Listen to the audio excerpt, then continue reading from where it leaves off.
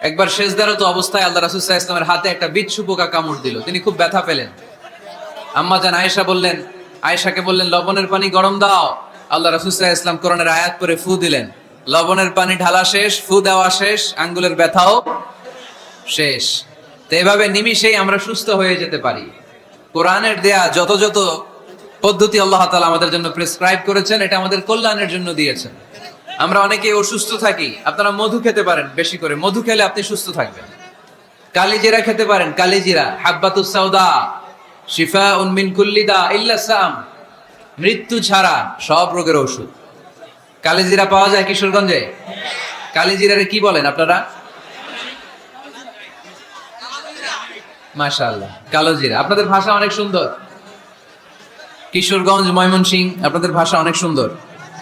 তো এই কালোজিরা আপনারা খাবেন, মধুর সাথে মিক্স করে খাবেন। সুস্থ রাখবে কে?